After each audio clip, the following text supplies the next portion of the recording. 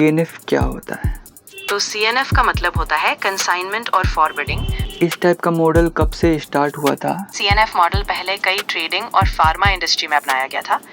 तो CNF का work क्या होता है? इसमें स्टॉक को एक जगह से रखकर आगे डिस्ट्रीब्यूटर तक ट्रांसपोर्ट किया जाता है। वो कहाँ से माल सप्लाई करते हैं, कहाँ पे उनका डिमांड का मॉडल कब से स्टार्ट हुआ था और कैसे दिमाग लगाया गया कि इस टाइप का मॉडल स्टार्ट होना चाहिए?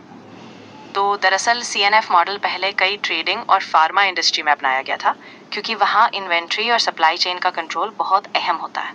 धीरे धीरे इसे अन्य प्रोडक्ट कैटेगरी जैसे लेमिनेट्स में भी अपनाया गया, ताकि सप्लाई और डिमांड का बैलेंस बेहतर हो सके।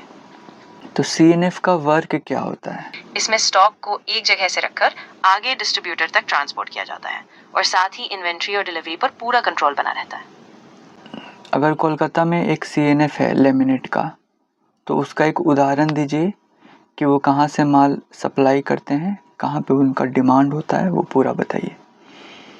कोलकाता में CNF का कंसाइनमेंट मॉडल कुछ इस तरह काम करता है कि निर्माता अपने स्टॉक को एक बड़े गोदाम में रखते हैं, जैसे हावड़ा में, और फिर इसे कोलकाता के डिस्ट्रीब्यूशन जोन्स में लोकल डिस्ट्रीब्यूटर्स तक सप्लाई किया जाता है। इस मॉडल में स्टॉक निर्माता के नियंत्रण में रहता है, जिससे डिलीवरी तेज और इन्वेंट्री का बेहतर ट्रैकिंग संभव हो पाती है।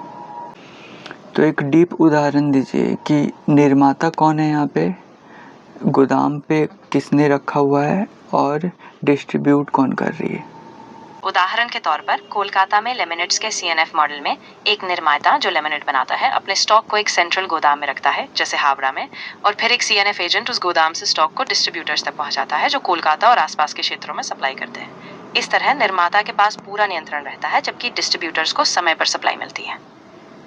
CNF एजेंट का भी गोदाम होता है क्या, कि वो दूसरे जगह पे निर्माता से प्रोडक्ट को लें एंड देन CNF अपने गोदाम में उस प्रोडक्ट को स्टॉक करें और अलग अलग जगह पे सप्लाई करें?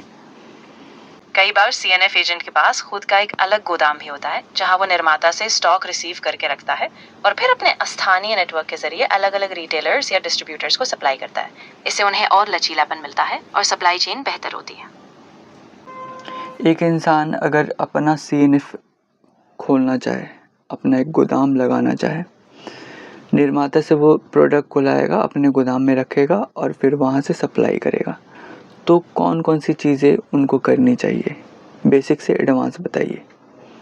तो बेसिक से शुरू करते हैं। सबसे पहले आपको एक अच्छे लोकेशन पर गोदाम का किराया लेना होगा या खुद का गोदाम खरीदना होगा।